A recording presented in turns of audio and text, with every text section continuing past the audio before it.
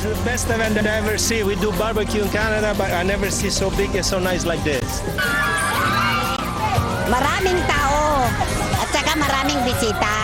Ay, malinamnam ang isda dito sa Bayambang. Kasi ang tubig dito tabang, hindi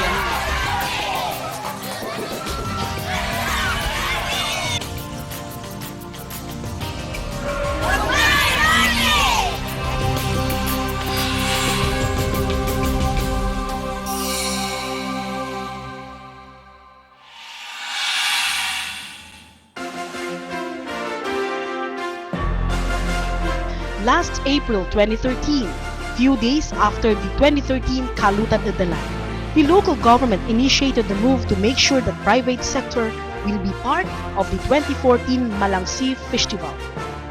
It's a big event that we will be celebrating this coming year. We will be celebrating 400 founding anniversary of our beloved Bayambang. I'm very proud to an adopted son of Bayambang, Leandro Bautista. Inturi ko ay bali tayo, bali kulaya sa Bayambang. Wadya namin sinaralo, nakakaro. So let's put everything. Let's join hands. Make the 400 years anniversary of our town a very, very successful one. This is in time for the grand 400 founding year celebration of this aggressively growing municipality.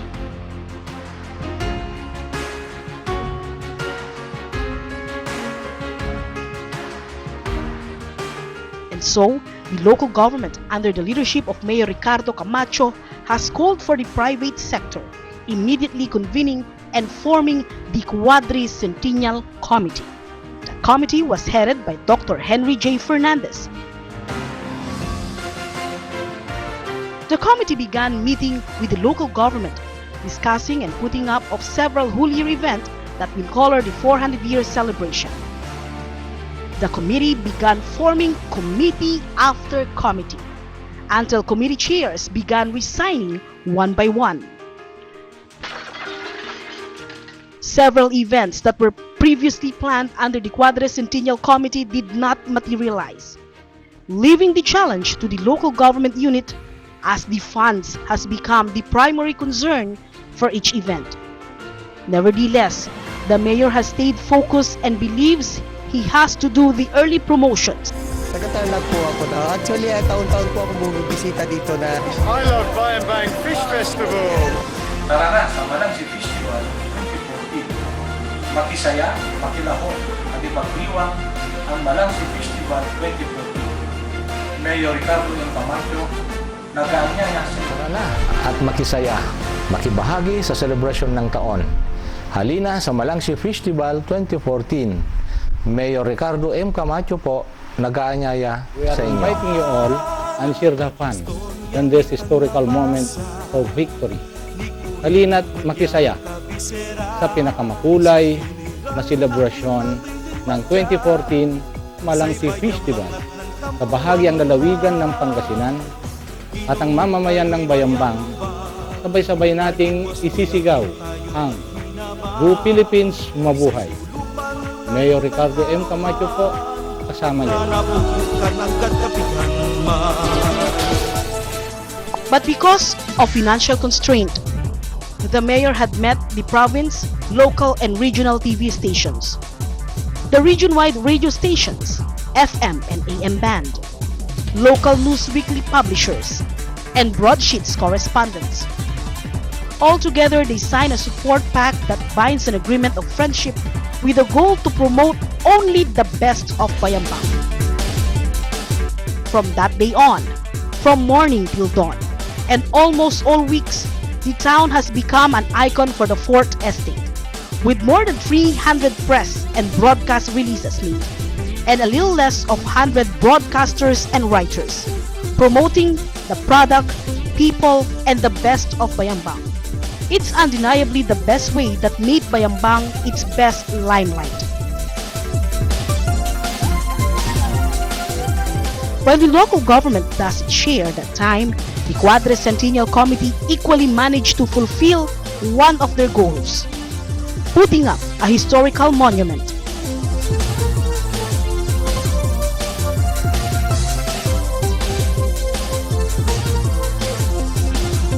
Starting December, a small version of the small kalutan of the land started.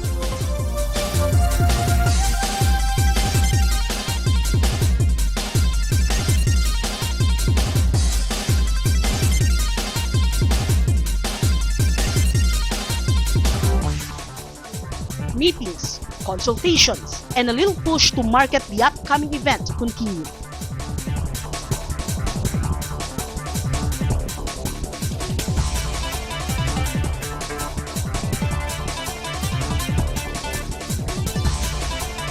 So, yun ang gagawin din natin. Walang tayo. It was on January when a straight training took place for each villages.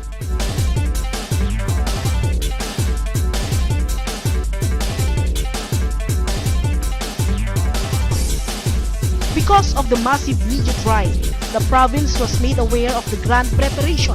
They were made aware of the little support they need. And so, this February, the Sangguniang Panlalawigan approved a substantial support that will make sure fishes will be ready for the grand date.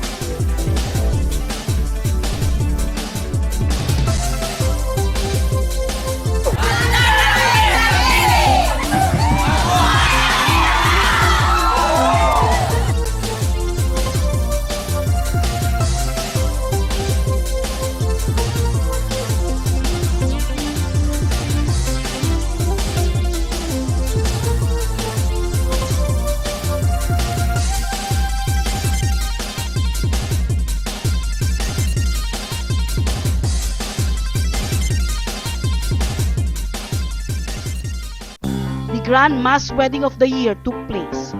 300 couples were united.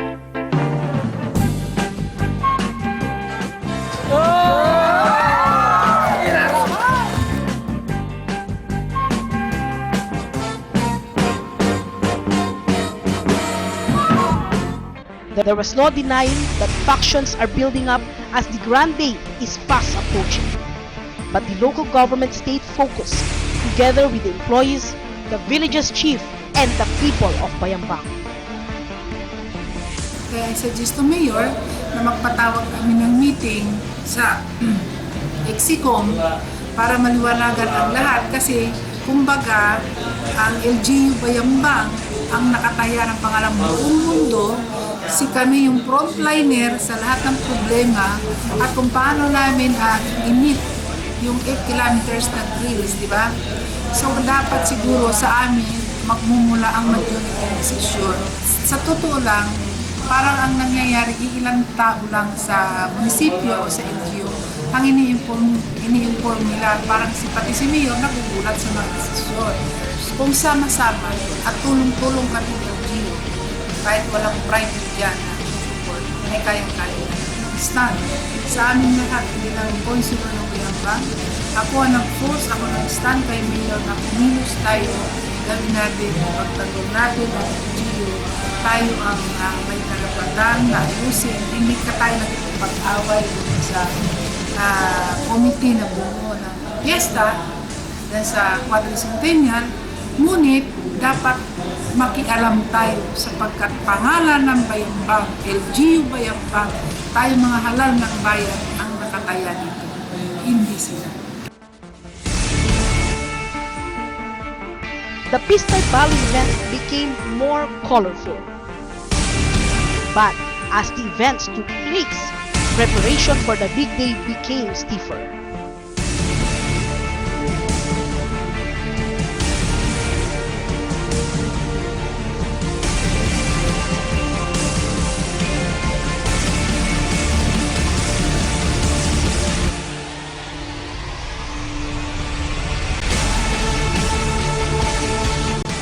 The promotion got bigger.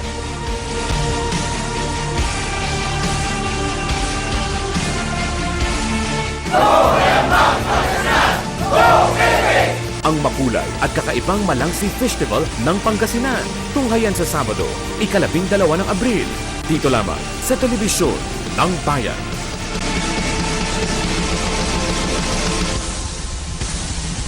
events dito po sa Quadricentennial Hall. Dito Local government has the right. More events took place as events got intentionally bigger, drawing more crowd. Para makita na meron tayong historical event na gagawin. This year, striking colors of talent and display of power, competing to promote the next big event, became more louder.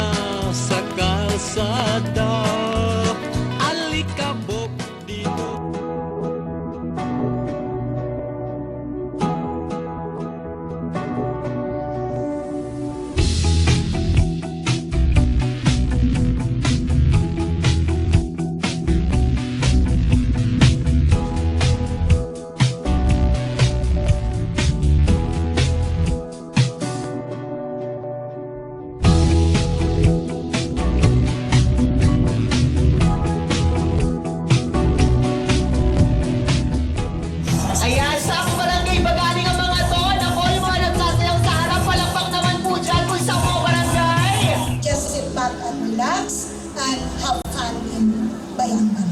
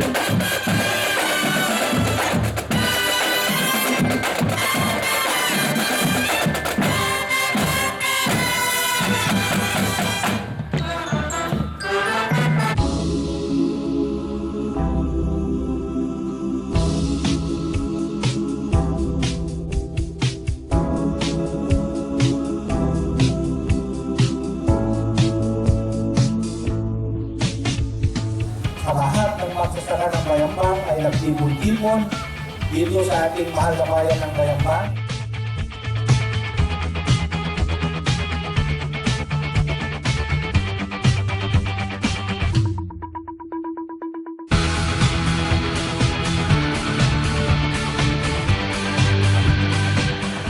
Go Malangsi, Go Bayambang, Pangasinan, Go Philippines. Hindi po ngayong gabi, binigyan na naman tayo ng isang gabi para sa inyong mga barangay officials na kahit na paano yung mga problemang yun, makalimutan po natin, nalimutan tayo, nalipatan tayo ng mga problema na kahit na paano nairawas yung isang taon sa pagtulong, sa pag-asikaso sa ating mga kabarangayan.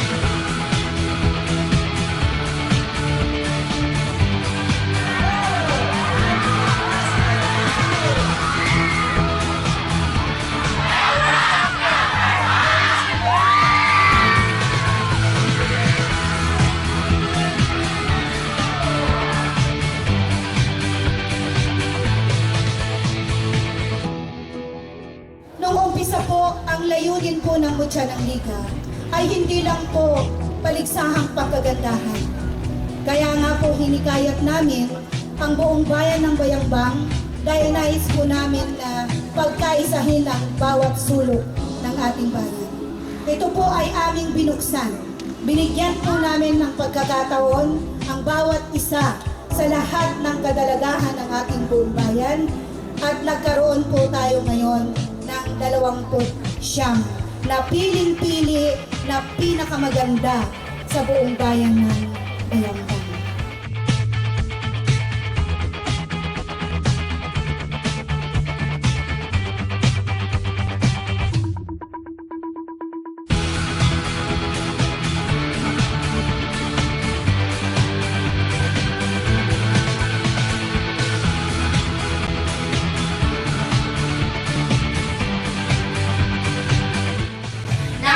floating like a butterfly, singing like a bee, I earned the stripes. I went from zero to my own hero.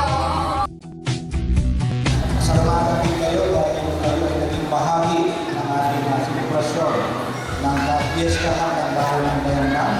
Dahil kami ngayon ay nagsiselebrate ng 400 years celebration ng aming mahal na bayan. And of course, gusto ko rin masalamatan ang partner po natin, ang Sunshine Radio, ang DCRD sa pamumuno ni Jay Mendoza.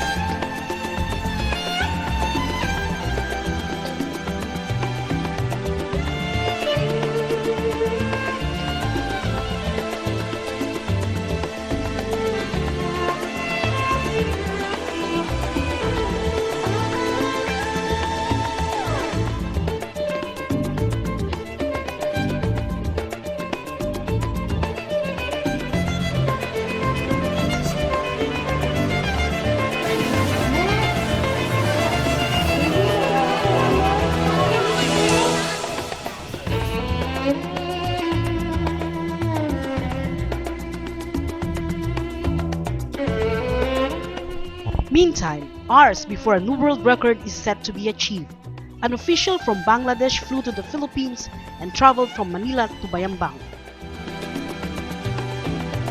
In the afternoon of April 4, Bangladesh Ambassador Major General John Gomez eagerly went to the streets to witness Bayambang's bid in setting a new mark for the Guinness World Records to earn a coveted title, Longest Barbecue. The ambassador is running a hectic schedule but opted to join Bayambang's Kalutan Udalan. Gomez said he also wanted to see and visit Mayor Camacho because the ambassador wants to establish a sisterhood ties between Bangladesh and Bayambang.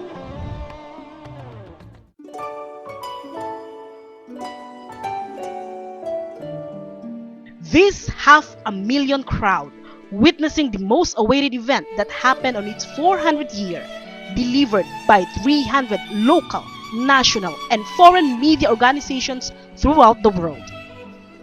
Mayor Ricardo Camacho thanked the provincial government through the leadership of Governor Amado Espino, who facilitated the donation of more than 50,000 kilos of fresh water fishes. Ready na, hanggang-handa na po ang bayan ng Bayambang to break the Guinness World Book of Records for the category of longest barbecue. So hoping and praying na masungkit po natin ang ating attempt na pinaghandaan ng matagal, at ito ay buong bayan ng Bayambang ang sumuporta at sa pakikipagtulungan ng ating mahal na gobernador Amado Espino Jr. na kung saan sila po ang co-sponsor ng event na ito, at ganun din ang aming kababayan Mr. Cesar Tiquiambao, ang Chief Executive Officer, na tumulong sa kaya nga nangyari ang aming attempt dahil sa pakikipagtulungan ng 77 barangays. So hoping at tayo ay nagkaisa dito sa bayan ng Bayambang, representing the whole nation of the Philippines, itong ating attempt na i-break ang world record. So sana ay maging matagumpay, yun lamang ating panalangin, na sana ito ay mapagtagumpayan ng buong bayan ng Bayambang, pride ng Bayambang, and also the province of Pangasinan, at ang buong Pilipinas na ating nire-represent at sana ito ay magbunga ng aming kahirapan na kung saan ay ginawa ito sa almost 1 year preparation. So, yun lamang ang gusto kong ipaabot sa inyo lahat, mga minamahal kong kababayan, na sana ay nandito na tayo. Let's go for it. At ang aking panawagan sa ating mga kababayan na isigaw ang salitang Go Malangsi Fishtival, Go Bayambang Pangasinan, Go Philippines. Ito, pag may lulusot pa sa kanila, tingnan mo doon, na yan, ganyan. Dapat medyo maano yung hawak. Okay, so gusto ko po ipaalam sa inyo, lahat ng stations po ng first aid will be on the left side. We're not talking of 1.7 kilometers na gaginawa ng Taguban. This is tremendous. So lahat po ng mata nakatingin po dito. So dapat po maging successful ang ating event. Ano? Pag handyan na yung isda, huwag ho natin isipin na baka mamaya yung mga kasama natin, akin to, sabi niya, kukunin niya na yung isda. Kahit luto na, huwag yung munang tatanggalin hanggat hindi tumadaan yung nagre-record po.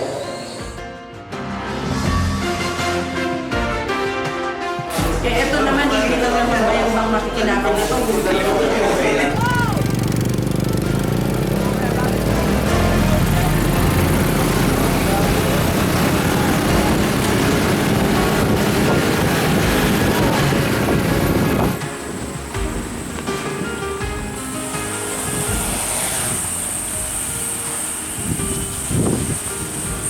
Bukan natin yung hangin yan.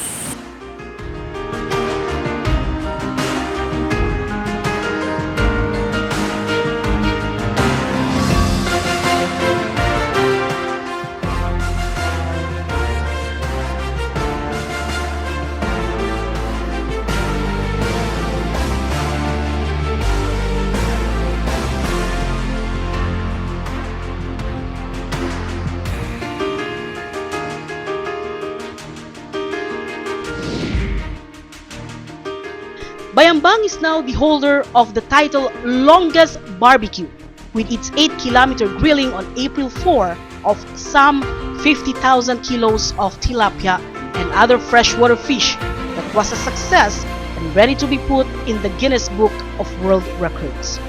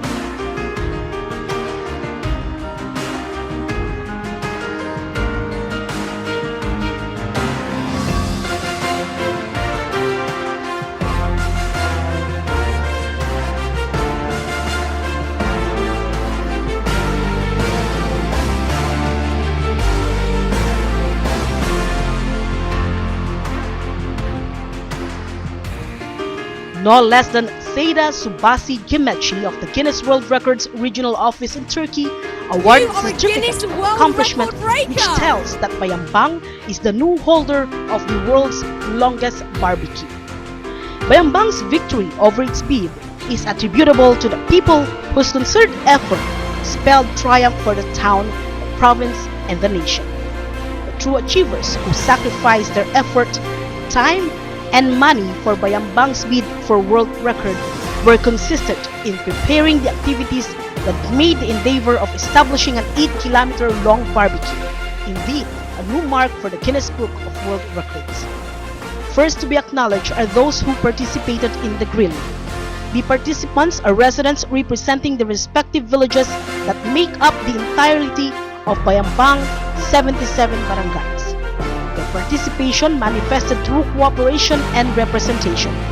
They serve as grill attendants during the roasting proceedings from start to the climax until the closing of the grilling and the announcement of the documentation that resulted to the issuance of a victory certification. Municipal Mayor Ricardo Camacho.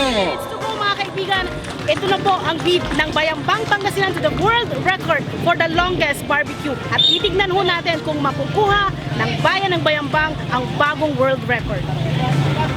Take two! Credit mention is also due to all officials representing 77 barangays of Bayambang, whose presence during the event justified support from community members.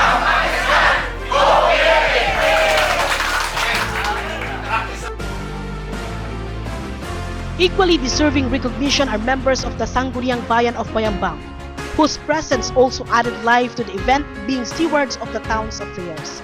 Not to be forgotten are the employees of the local government unit of Bayambang, including members of their respective families, who altogether contributed the best they could do for the success of the town's bid for the world record since the preparation stage, the dry run attempts, until the final showdown. Of course, credit is also due to the person who conceptualized the idea of establishing a new mark to catapult Bayambang into the Guinness Book of World Records.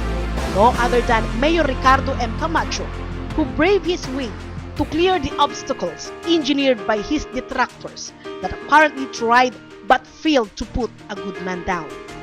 The municipal government of Bayambang is also thankful to the Pangasinan government under the leadership of Governor Amado Tutaan Espino Jr., who facilitated donating 50,000 kilos of fresh water tilapia, which town needed to support the climax of the Kalutan Dalan.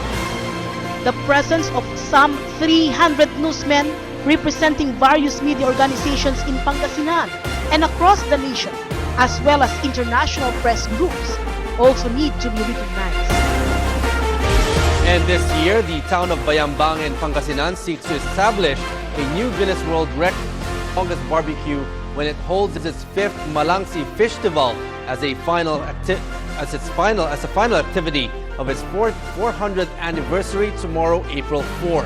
The town plans to have a more than 7-kilometer long grill to break the current 6-kilometer record set by Turkey. 60,000 kilo ng tilapia ang nakatakdang ihawin ngayon sa Bayambang, Pangasinan. Gustong makuha ng mga Pangasinense ang world record para sa pinakamahabang ihawan. Isang panibagong world record ang nasungkit ng Pilipinas. Ito ay ang longest barbecue grill in the world. Matapos umabot sa mahigit 8 kilometro ang haba ng sabay-sabay na pag-iihaw ng isda sa bayan ng Bayambang sa Pangasinan. 6,000 kilo ng isdang tabang sabay-sabay inihaw sa Kalutan at Dalan ng Bayambang, Pangasinan. Bayambang dahil nagsimula na ang Kalutan at Dalan na bahagi ng Malangsi Fishtival.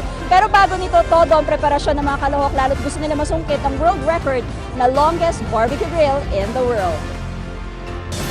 60,000 piraso ng tilapia ang inihaw sa Bayambang, Pangasinan para masungkit ang record ng pinakamahabang ihawan sa buong mundo.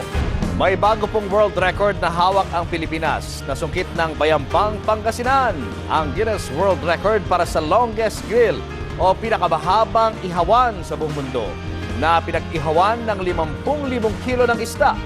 3, 2, 1! Sa hudyat, sabay-sabay sinindihan ang napakahabang ihawan.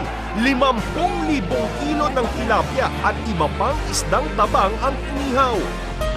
In other news, this year's celebration of Malangsi Fishtival in the town of Bayambang is proved to be a success.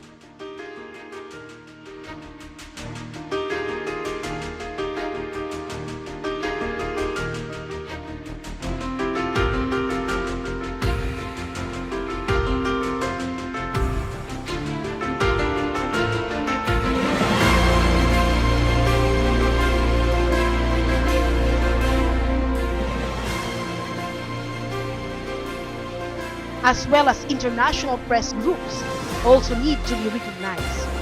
The effort they extended in covering the event from its start up to finish is invaluable manifestation of support that contributed to the success of the Kalutan Ugdalan.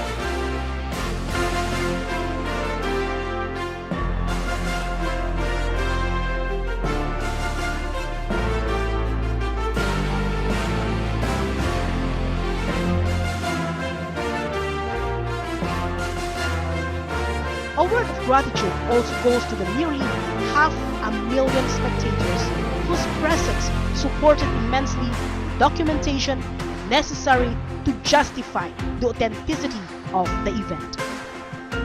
This is the Malangsi Fishtival 2014.